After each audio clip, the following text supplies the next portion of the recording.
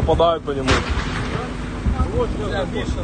Well guys, it was a massive Ukrainian strike on Russian oil ports in Caucasus, Novorossiysk and Tuapse. Here you may see a Ukrainian Magura drone boat which is heading towards Novorossiysk port. Well, this drone actually was stopped by the Russian machine guns, by the Russian defense, but in Tuapse the attack was successful. No ships were hit, but Ukraine significantly damaged the most important part of the port infrastructure. Well, here you may see that the drone was stopped and later on finished. This image shows how it burns in the water, and according to the recent reports there were at least 2 of the drones which were heading to Novorossiysk, but again Tuapse strike was successful. Let me show you. And here is the video from Tuapse where Ukrainian drone actually enters the bay. You may see huge tanker ships, and later on I will tell you why they are there and why this piers is very important. And this is the Russian Navy ship. You might see that it opened the fire on the drone and drone continued its movement.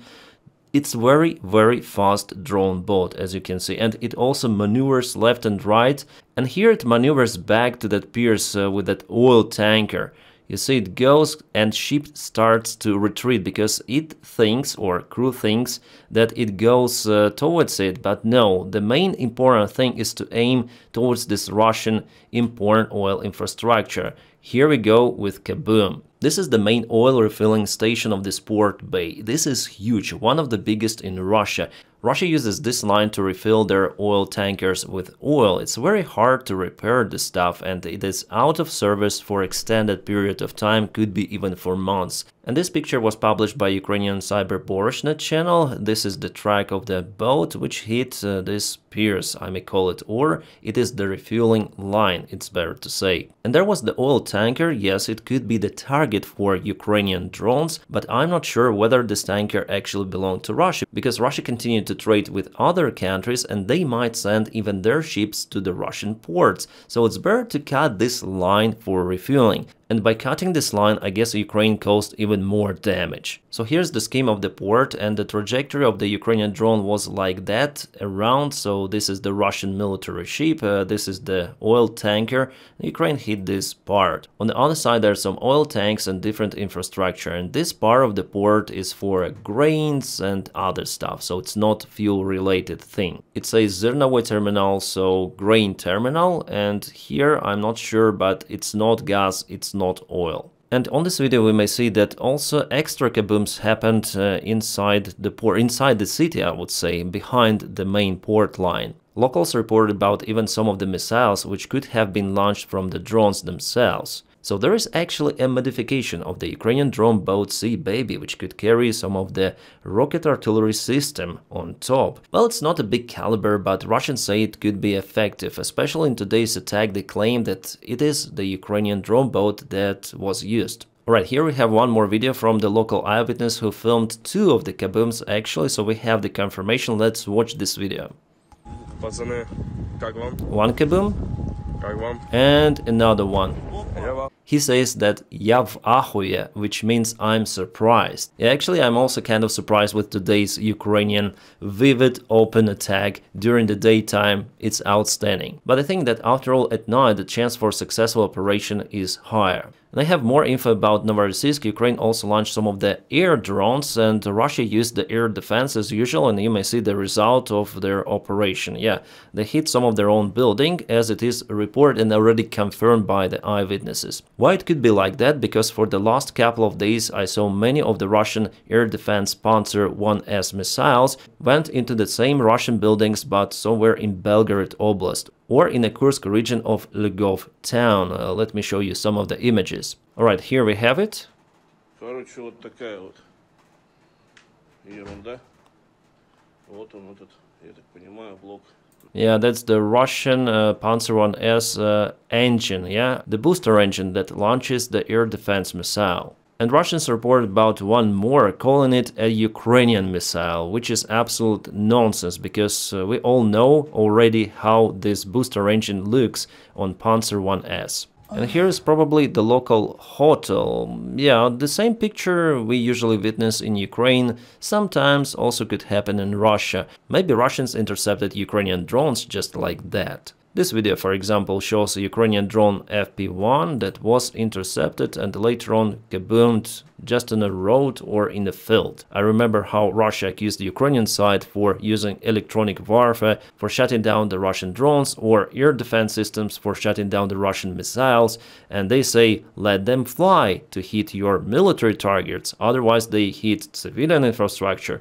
Well, Russia, we may say the same for your side. So Ukraine is capable not just to hit the Russian oil refinery capabilities, but also the supplyment of the Russian oil to the third countries. From Tuapse, Russia usually sent oil to the Southeast Asia, including countries like Singapore and even Indonesia. Yeah, Indonesia has its own oil, but Russia sent some of the oil chemical components there for the fuel production.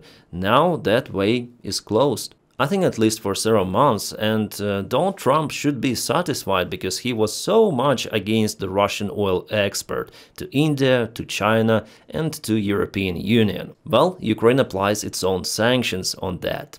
And this video comes from Novorossiysk port, where Russia managed to stop Ukrainian drone strike, and you see that locals are filming it, they're cheerful. But in Tuapse, the picture was totally different. So this is what was happening in Tuapse. Let me show you this video. Вот так лежим. Пуля над головой летает, блядь.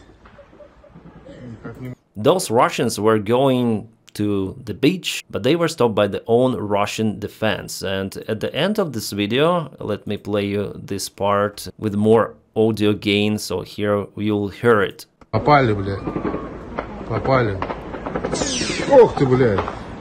You see, bullets, you heard, yeah? Bullets are very, very close, near them. It's kind of tricky for those Russian tourists. Well, I wonder why Ukraine decided to do it during the daytime, to show maybe to everyone that Ukraine is capable to send the drones that far away, because Tuapse and Novorossiysk, they're behind Crimea, in Caucasus. The drone alert was announced all across the coastline, including the main city of Sochi, which is the popular tourist destination. It was definitely a big kaboom day for the Russian Federation, because Ukraine hit Salavat oil refinery facility in Bashkortostan. Roughly 1 week ago, Ukraine already hit it, but today refinery was left without one more distillation plant, which might take Russia again several months to restore. And usually there are several of the distillation units in each refinery, and from what I see, Ukraine hits the initial distillation plant in every refinery, so it completely stops the refinery operation, because the other distillation plants, they are not needed in this case without initial one, right? Alright, and that is the situation with the Russian fuel in occupied Crimea. You may see lots of the cars out there. Yeah, you can see they still drive out there, they're capable to do it, but it's very, very rarely that Russia sends some fuel to peninsula. Usually Russia sends weapons to the front lines via Crimea, that's why it's still important to kaboom the Kerch Bridge. But definitely there is the crisis, not just in Crimea, but in most of the Russian regions with absence of fuel. They declared fuel emergency. And it's going to get even worse for Russia. The Russian economy definitely struggles, and we have one more sign for it today. So the Russian Finance Ministry proposes raising VAT taxes to help fund Ukrainian war. Well, the initial rise will be for 2% only from 20 to 22, but it's already kind of the interesting sign. So it's a sign of the possible so-called soft landing of the Russian economy, as was announced by Putin himself. But Putin's secretary Peskov today stated that Russians are ready for additional burden for Putin. He really said like that, it's the quote. The overwhelming majority of our country's population is absolutely entitled around President Putin. This is absolutely indisputable fact. And those who support President Putin, are they ready for some additional burden under the current conditions? I have no doubt that they're ready. So they're not even saying about support of Russia or something, they're saying about supporting Putin and his war effort. Well, actually, it's not his own solo decision, I mean, of Putin himself. No, it's about all of the FSB circle around Putin, the Russian regime, how it is. Well, Peskov is right about one thing. The Russian society is really inactive. And also they're ready to go for the war in Ukraine, in neighboring country, for millions of rubles, to die themselves or to cause death for Ukrainians. It is not Putin himself who goes to Ukraine and flatlines everyone. No, those are Russians who go again to Ukraine mostly voluntarily. So the problem itself also lies within the Russian society, and we don't see how they protest or something like that. No, they're pretty much okay with the current situation. Well, we'll see how it goes further, because their economy is going down and down, and Ukraine, I would say, acts the most in this sphere to apply drone sanctions on Russian refineries and other infrastructure. Also, Peskov today stated that Russia is not a paper tiger. It was the response to yesterday's Trump's tweets. I'm sure that they were panicking about that mood change of Donald Trump, but I wouldn't say that it's the final update of Donald, that he is pro-Ukrainian or something. No. Plus, Peskov called the special military operation war. He said, this is war. Just to remind you, some of Russians are now in prison because they were calling SMO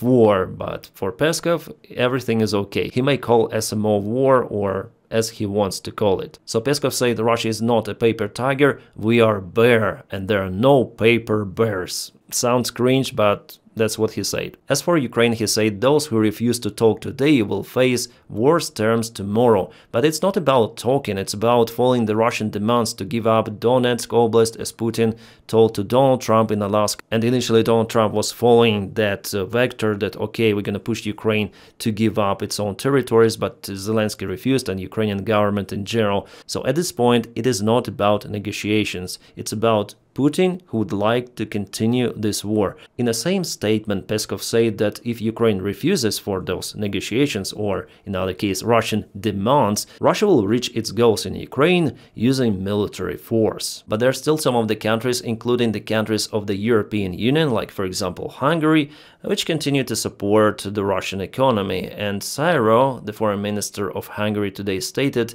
that despite what Trump wants, Hungary will continue to purchase the Russian oil. So I think the most effective variant in this case is to apply Ukrainian drone sanctions on Druzhba pipeline once again, and then again and again. Luckily, Magyar knows that, and he will do his job perfectly. Just a couple of days ago, my friends, I told you about the strike on Kacha airfield, and I know this very well because I used to be there, and today there was one more strike. We have the satellite image. Yeah, it's a bad quality image so far, I'm waiting for the new, but some dark spots are visible. Moreover, yesterday I got the information about the Ukrainian drone strike there. Definitely there are some of the changes on the apron.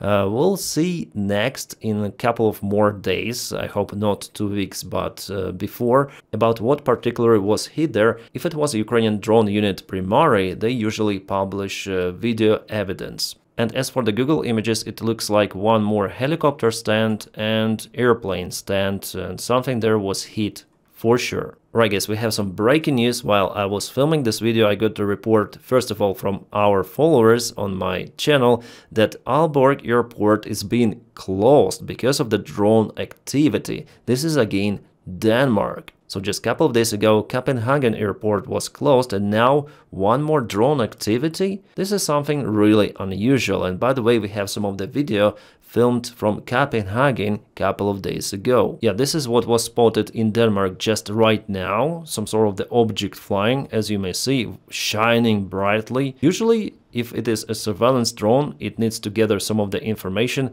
It would not shine. It would fly from the very long distance with a big zoom camera, with a thermal camera, night vision to gather the information. But here it's done like for purpose to show the drone flying close to the airport, maybe for this airport to be closed and to cause all of those disturbances in the air traffic, and not only. And this is what was filmed a couple of days ago. Some sort of the flying object. It's not the airplane, it is something green out there, looks like UFO, but it's not the UFO. It is something different. Well, one of the lights is flashing like a strobe light. Actually looks like the military helicopter or something, but no helicopter activity was at the time at this particular place. The drones, by the way, they were not shut down or something, they just left the area and no one seen them once again. Crazy. And according to the latest information, more drones were spotted all across Denmark, at least in 3 of the areas, in Aalborg, in Elsberg and in Sennerborg. I hope I spelled those names correctly, but it is not normal, and NATO should do something to protect the skies around its own members. Here's one more video from this distance with this green image. It's hard to say what is flying there. Could be an airplane, as for me, but locals say it is a drone spotted. Could be. Right, guys, we have some great news for Ukraine from our European Union partners. So there will be a reparation loan given to Ukraine. Could be given. The talks are still ongoing, but I think it will be like that. So 130 billion euros will be given to Ukraine in the next 2 years, 2027 and 2028, so in 1 year. Yeah, obviously Hungary will try to block it, but there will be soon elections in Hungary, and I think Orban doesn't have any chance to win those because TISA is leading the polls. Slovakia might block, might not, we'll see. Slovakia, after all, supports Ukrainian European Union initiatives and Ukrainian membership in the European Union, but Hungary, obviously, with Orban, it is no-go, and they veto absolutely everything, because I may say Orban is just the Russian or Chinese Assad out there in the European Union. But I'm sure that this help will be given for Ukraine, and it will include some of the military support, because Ukraine is now as a shield of the European Union security, or the shield of entire Europe, because we see that the United States is not willing to support some of the military programs, especially for Baltic countries. It's not a good sign, so Ukraine plays the great role here. My friends, as for the front lines, I'm gonna record the video tomorrow, but we have this major update. It is coming for now from the Russian channels, like for example this Z blogger Anatoly Radov writes that Russia lost Nikanorovka village in Dobropilya direction, and it is crucial actually for Russians, because this encirclement of the Russian group out there is almost imminent. He says, sadly, we lost Nikanorovka, Boykovka is in a gray zone, Novotoretsk is still under our control, but I have the information that Ukrainian forces are out there in Novotoretsk, despite what he says. Maybe there are fights ongoing with Russian presence. Well, this map is not so good, but Boykovka is over here and Novotoretsk is here. Ukraine is very, very close to cut the Russian supplies entirely, which will lead to the catastrophe for many of the Russian forces in this trap.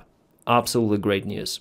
As usual, special thanks for my Patreon supporters and also members of the channel. Guys, thank you so much for your kind motivation and your kind support. My friends, I wish you all a peaceful sky wherever you are, and have a great time.